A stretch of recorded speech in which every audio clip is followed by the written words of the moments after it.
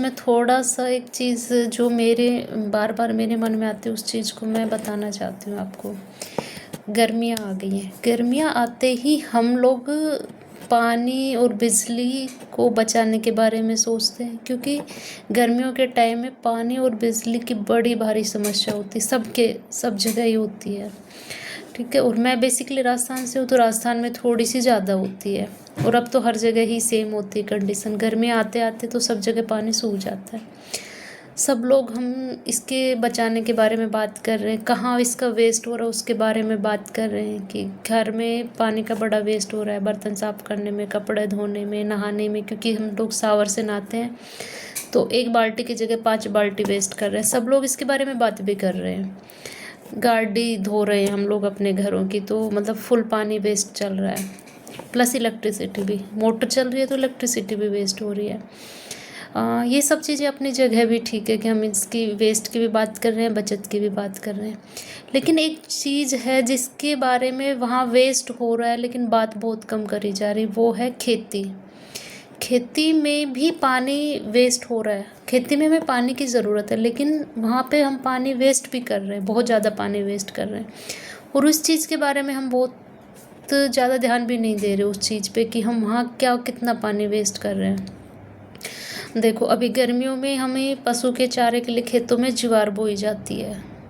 गांव में रहने वाले को सबको पता है कि खेती के लिए, मतलब भैंसों के चारे के लिए हम ज्वार बोई जा रही है, कि भाई उनको हरा चारा मिले। ठीक है, भैंसों को भी थोड़ी सी नीड होती है हरे चारे की, लेकिन एक तो चीज़ है कि भैंस को थोड़ी नीड होती है, बहुत ज़्यादा अगर हम उसको ज्वार खिला रहे हैं हरा, मतलब वो ज्वार हरे चारे में, तो वो उनके लिए नुकसानदायक हो रही है। तो एक तो हम पहली बात कि हम एक लिमिटेड ही उनको दें, तो लिमिटेड ही ज्वार हम अपने खेत में उगाएं। दूसरा, ज्वार में जो पानी की ज़रूरत है वो मतलब थोड़ी ज़्यादा है और फसलों की बजाय, क्योंकि वो दोबारा, जैसे एक बार हमने कटाई कर ली, दोबारा वो निकल के आती है, वहीं से फूट के आती है, तो उसमें पानी की ज़रूरत है। लेकिन उसमें हम जितना पानी दे रहे हैं उससे बहुत कम पानी की ज़रूरत है, क्योंकि हम लोग उसमें बहुत बहुत ज़्यादा पानी दे रहे हैं, तो इतने पानी की उसको ज़रूरत नहीं है। तो एक तो हम वहाँ पानी बहुत बचा सकते हैं कि ज्वार में, जैसे अगर आप 10 दिन में पानी दो, बजाय हर दूसरे तीसरे दिन देने की बजाय 10 से लगभग 15 दिन में आप उसमें एक पानी दो, वो उसके लिए पर्याप्त है। दूसरा, हम जो भैंसों को चारा है ना, वो जितना उनको ज़रूरत है उतना ही दें, बहुत ज़्यादा देंगे तो वो उनको भी नुकसान करेगा। ये ठीक है ज्वार की। दूसरी, जो भी खेती पैदावार है, तो पहले पूरी खेती बारिश पर निर्भर करती थी कि भाई बारिश होगी, पानी होगा, ठीक है। अभी हमारे पास पानी के बहुत सारे सोर्स हैं। दूसरा, गवर्नमेंट ने इलेक्ट्रिसिटी फ्री कर रखी है, तो भाई उसका तो कोई डर ही नहीं है कि भाई एक बार आपने बोरवेल करवा दी, उसके बाद बिल तो सरकार का फ्री है। तो हम क्या कर रहे हैं, उसको मतलब बिल्कुल मिसयूज कर रहे हैं उस चीज़ का, कि चलो जब भी बिजली आई है, मतलब जब भी बिजली आती है मोटर चलती ही रहनी है, चलती ही रहनी है। उस चीज़ पे थोड़ा सा हमें स्टॉप करना है। जितनी हमें ज़रूरत होगी हम सिर्फ उतना ही पानी दें।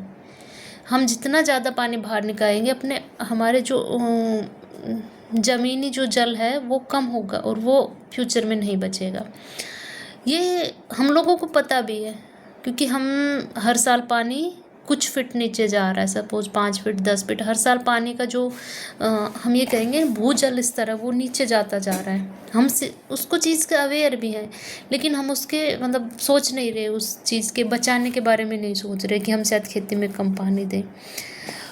और खेती में हम जितना पानी उतना दें, उससे ज़्यादा ना दें। और हम क्या है, चलो ठीक है, फ्री में लाइट है, दो पानी भर भर के पानी दो, पैदावार खूब होगी। इस पे इतना फ़र्क नहीं पड़ता पैदावार पे। अगर उसमें 4 पानी की नीड है तो 4 ही दो, 5 देने से कोई पैदावार ज़्यादा नहीं होगी, ठीक है। और हमें मतलब हम हर चीज़ों के बारे में बात कर रहे हैं, हमारे बच्चों का भविष्य बचाएंगे, हम बच्चों के भविष्य के बारे में बात कर रहे हैं, लेकिन हम ये नहीं सोच रहे कि हमारे हमारे बच्चों का भविष्य क्या होगा जब उनके लिए पानी ही ना बचेगा, वो जल स्तर ही ना रहेगा, तो हम उनको क्या भविष्य देंगे। तो हमें ज़रा इस चीज़ के बारे में भी सोचना चाहिए।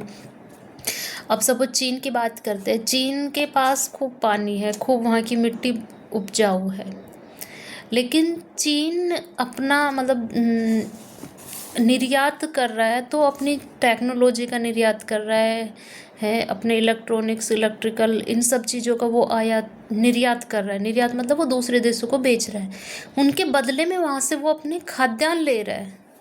उसके पास खूब खाद्यान्न है, खूब उसके पास सोर्स है कि मतलब अच्छी उपजाऊ ज़मीन है, पानी है, लेकिन फिर भी वो बाहर से खाद्यान्न ले रहा है अपने टेक्नोलॉजी के बदले में, ताकि उसके बच्चों के भविष्य के लिए उनके पास पानी रहे, उनके पास उपजाऊ मिट्टी रहे। ऐसे ही एक मिस्र की फेमस महारानी हुई है क्लियोपैट्रा। क्लियोपैट्रा मिस्र बंदरगाह था, तो नील नदी के पास बंदरगाह था, तो बंदरगाह से गुजरने वाले जहाज़ों से क्लियोपैट्रा कर के रूप में कृषि उपज ज़्यादा लेती थी, कृषि उपज मसाले लेती थी। और जबकि उसके पास खुद के पास इतनी उपजाऊ ज़मीन है, इतना पानी है कि वो मतलब चाहे जितना वो अनाज उगा सकती है, लेकिन फिर भी वो उनसे कृषि उपज लेती थी। हालांकि वो दूसरे देशों को गेहूं का निर्यात करती थी, उसको मतलब गेहूं का कटोरा भी कह सकते कि वहाँ पे बहुत ज़्यादा गेहूं पैदावार होती थी, बट फिर भी वो दूसरे देशों से कर के रूप में कृषि उपज लेती थी, ताकि उसके आने वाले भविष्य में पानी रहे और कृषि का उपजाऊ बना रहे। तो हमें भी शायद इस चीज़ के बारे में थोड़ा सा सोचना चाहिए कि हम खेती में जो पानी वेस्ट हो रहा है उस पर भी थोड़ा सा ध्यान देना चाहिए कि हमें जितनी ज़रूरत है सिर्फ हम उतना ही पानी उसमें यूज करें, अनवांटेड पानी यूज ना करें, नहीं तो हमारे लिए ही पानी नहीं बचेगा। सपोज़ 5, 10, 20 साल बाद तो बिल्कुल अंडरग्राउंड वाटर ख़त्म हो जाएगा, तो हमारे बच्चों के पास क्या